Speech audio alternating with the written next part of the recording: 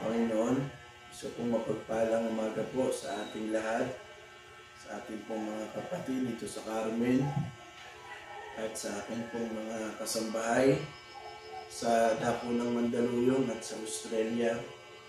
Mapagpalang umaga po sa ating lahat. Isang malaking biyaya po na bago nating pasimulan ang araw ng ating mga paggawa, ay tayo ay makapaglagak ng mga pamamagitan at pananalangin sa Panginoon. Purihin ang Panginoon. Bago sa ating mga pananalangin, tayo muna po ay sandaling magbulay ng salita ng Diyos. Tayo muna ay sandaling manalangin. Mapagpalang Diyos, palagi mo kaming abutin ng iyong biyaya at pagpapala. At dalhin mo kami, Panginoon, sa pasukdulan ng aming mga damdamin na kami, O Diyos, ay lalong makapaglagak sa iyo ng aming mga pananalangin.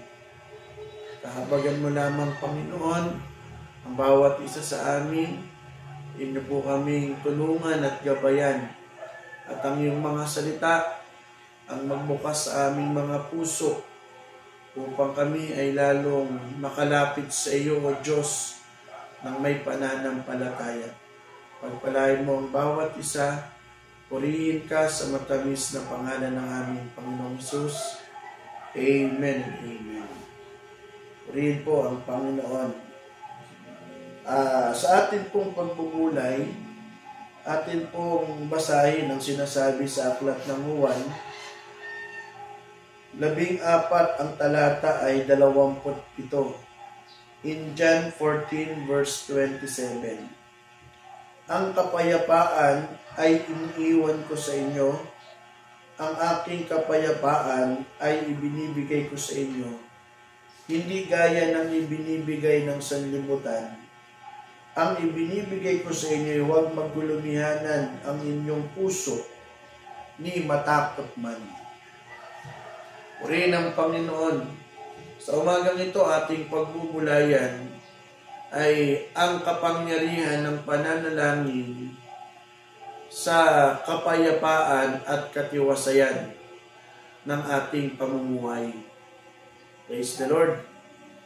Kung meron mang isang bagay na napakahalaga sa isang tao, ay yung siya ay mabuhay ng payapa at matiwasay. Kaya hindi lamang sapat na ang tao ay nasusustentuhan ng kanyang mga pangangailangan gaya ng pagkain, pananamit, o maging ang kanyang titirhan para masabing matiwasay na ang kanyang buhay. Sapagkat marami po sa ating mga kababayan o maging sa ating mga kakilala na bagamat sila na ang pinakamayaman dito sa lupa, ngunit wala silang kapayapaan.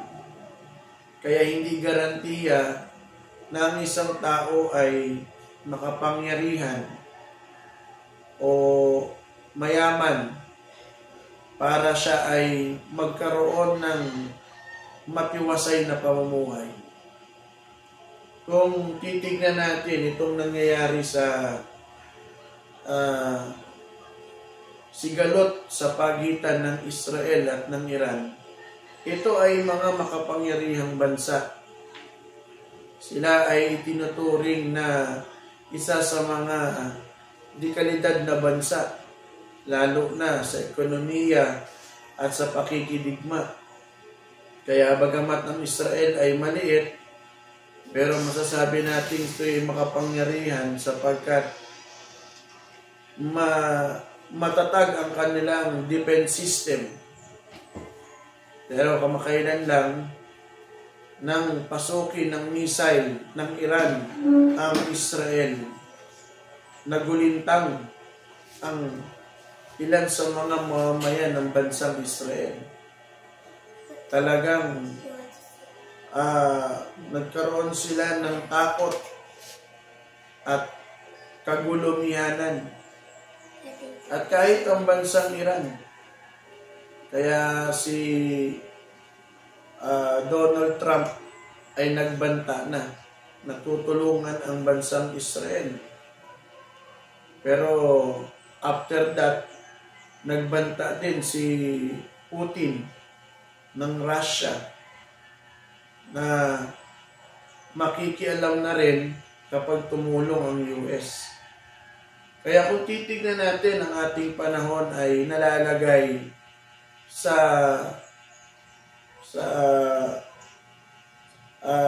krisis ng pangkapayapaan.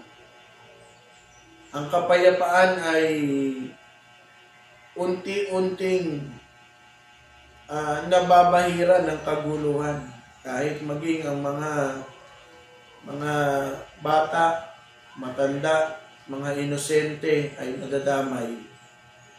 Kaya sila, kahit sila ay mataas ang pinag-aralan, sila man ay may magandang kabuhayan, pero nang dumating ang kaguluhan, sila ay nawalan ng kapayapaan. Dito natin makikita, mga minamahal, na napakahalaga ng pananalangin. Ang pananalangin ay may kapangyarihan upang ipagkaloob ng Diyos ang kapayapaan sa bayan.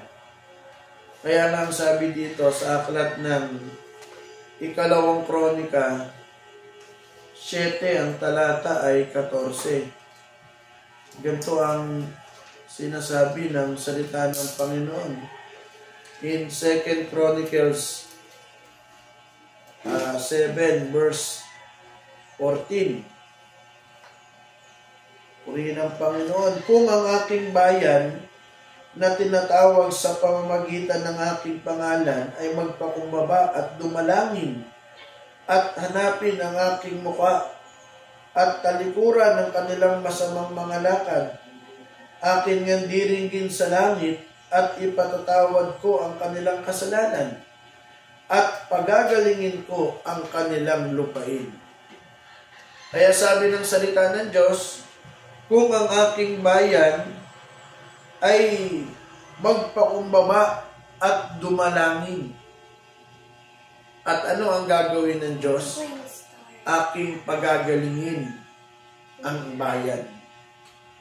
Purihin ang Panginoon. Kaya yung pananalangin ay napakalaking instrumento sa makapangyarihang paggawa ng Diyos. Kaya sa panahon ng kaguluhan, sa panahon ng kawalan ng pag-asa, sa panahon ng kagulumihanan, dumarating ang tulong ng Diyos sa tuwing tayo ay nananalangin. Purihin ang Panginoon, sapagkat ang sabi ng salita ng Panginoon sa aklat po ng Pilipos 4, ang talata ay 6 hanggang 7. In Philippians 4, verse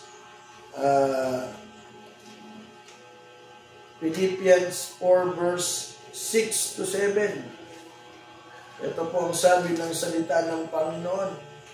Huwag kayong mga balisa sa anumang bagay, kundi sa lahat ng mga bagay sa pamamagitan ng pananalangin at daig na may pagpapasalamat ay ipakilala ninyo ang inyong mga kahilingan sa Diyos.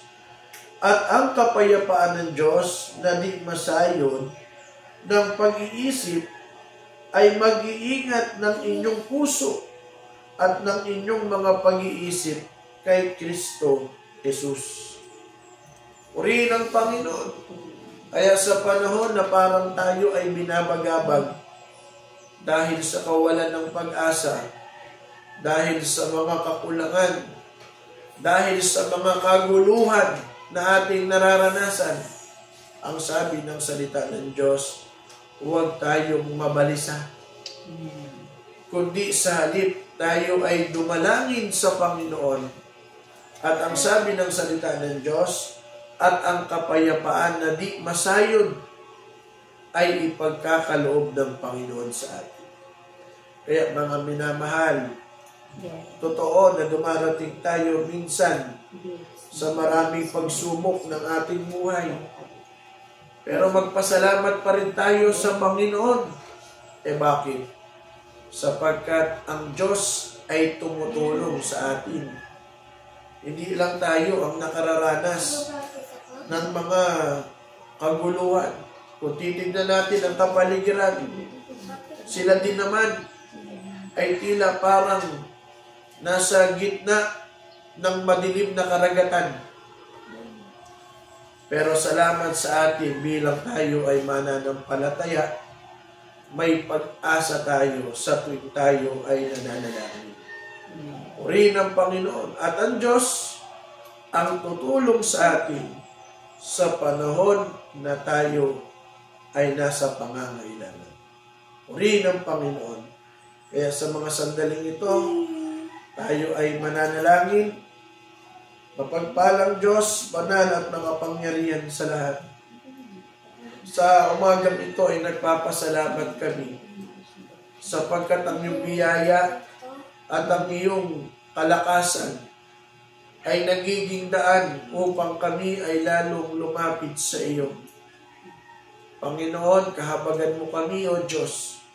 Lingapin mo ang aming mga paglilingkod, lalo't lalo na dito sa dako ng Carmen. Ang mga kapatid ay inyong pagpalain. Ang mga sambahayan na naririto, inyo po silang gabayan at tulungan. Maging ang aking mga sambahayan, O Diyos, sa dako ng Mandaluyong, ang aking nanay at si Jean, ay palagi mo pong samahan at tulungan. Pagpalain mo po sila, Panginoon. Maging ang aking mga kapatid sa Australia, ang aking ate, si Kuya at si Jeremiah. Palagi mo silang amutin sa kanilang mga paghahanap buhay. At hayaan mo, Panginoon, na palagi silang magamit, O Diyos, sa gawaing paglilingkod sa iyong iglesia. Amutin mo ang kanilang mga pangangailangan, ang kanilang mga kahilingan, ay pangyarihin mo sa kanilang buhay. Maraming salamat po at sa bahagi ng aming mga pananalangin at pagluhod, lingapin mo po ang bawat isa. Maraming salamat po sa pangalan ng aming Panginoong Hesus. Amen and amen. Muli, samahan niyo po kami sa pagluhod at sa mga pananalangin upang tayo ay lubos na pagpalain ng Diyos. Magandang umaga po sa inyong lahat at pagpalain tayo ng Panginoon. Purihin ang Panginoon.